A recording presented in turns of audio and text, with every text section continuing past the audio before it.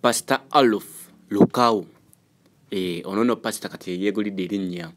mu nsi yonna okwetooloola ensi yonna kubigambibwa mbu alina ebyamagero byakola kana gibuvuddeko ennaku nga 2-3 emabegakaawo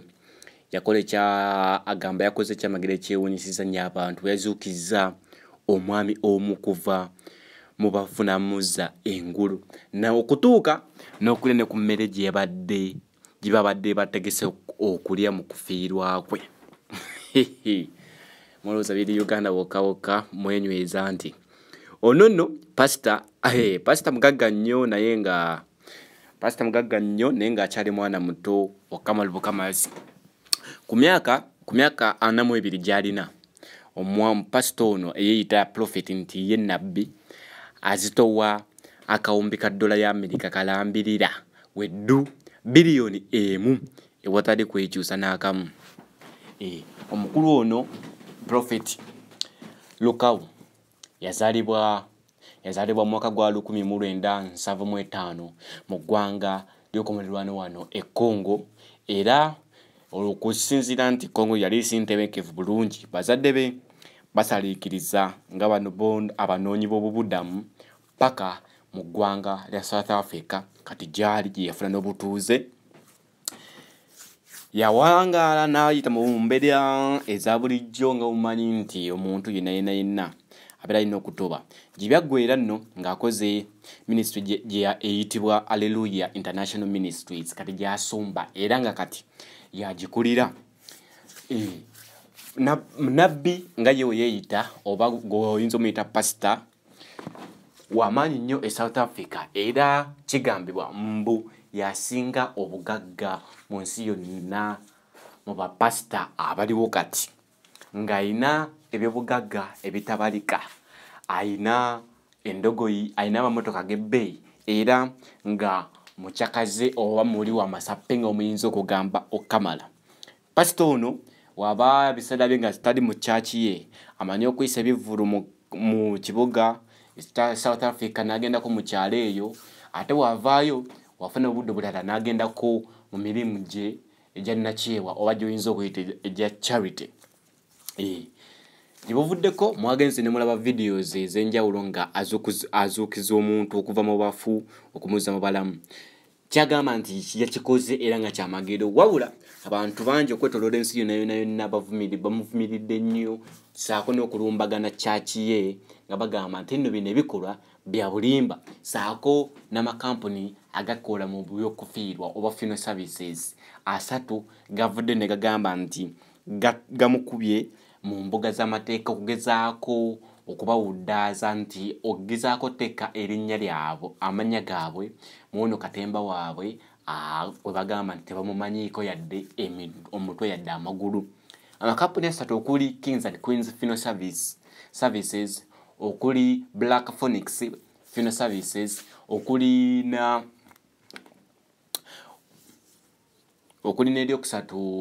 eryokusatu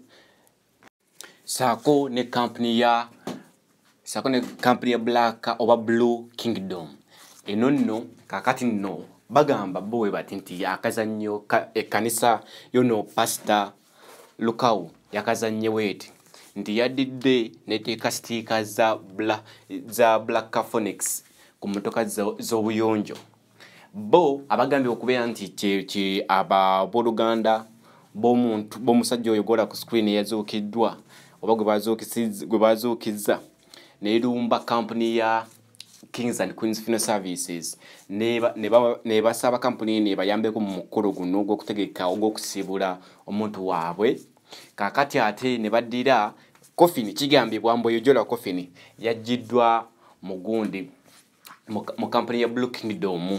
era nga bagamba nti company zino zigamba nti bo tebasobola kwenyigira mu katemba ng'ono mu bikolwa nga bino kuba tebabimanyiiko. Kakati nno baagala kanisa eno kanisa y'ono omwami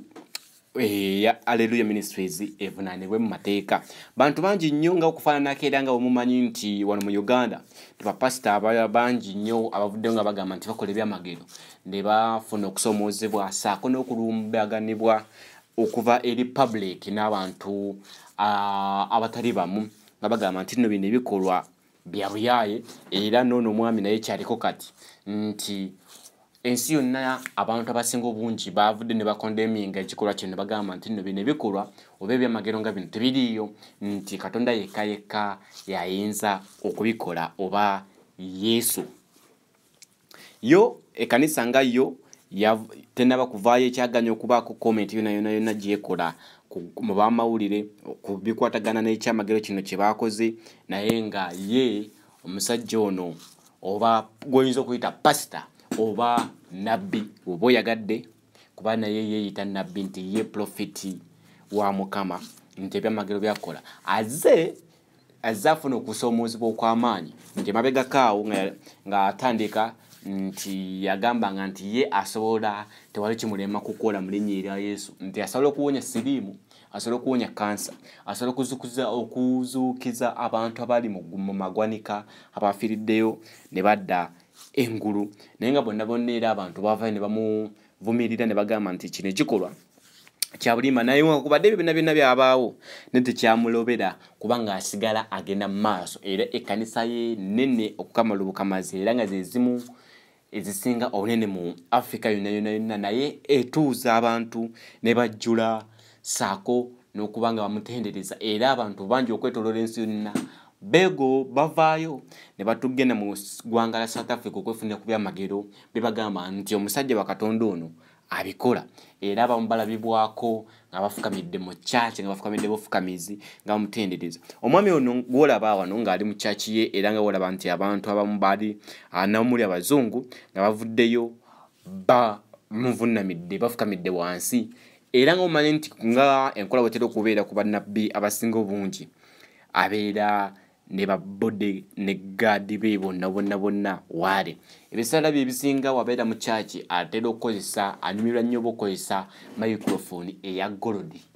era agamba nti ye ennaku bazadde be gye bayitamu tasobola kuddamu kugiyitamu kuba Katonda yamugulirawo ekkubo eritali limu. Ayina ennyonyi gy'olaba eyiye nti ayina ennyonyi ey'obwannannyini eya private jet kuba omusajja ono mugagga nnyo ekitagambika kuba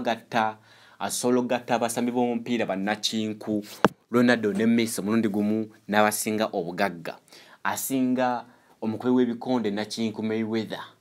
obugagga kuba ye Mayweather kigambibwa mbu azitowa obukadde bwa $7 za America 7 kati wana abeera ye ono profit wabeera azitowa akawumbi ka $1 kiba kitegeeza musingira ddala obugagga ekitenkanika. Bantu bangi nnyo oluvannyuma okola ekintu kino kyagamba nti kyamagero okuzuukiza omuntu abantu okwetoloola ensi yonna bakivumiridde era ne bannamateeka abamu mu ggwanga lya South Africa bavudde ne bagamba nti nno baagala ono yayita profeti nti avunaanibwe kuba kino ekikolwa tekiriiyo nti kyabadde kya bulimba ozitya okuzuukiza omuntu ate n'amala n'alya ne ku mmere ye gye babadde bategese okulya mu kufiirwa kwe nga bakungubaga ye n'agikkako n'agirya. Bannange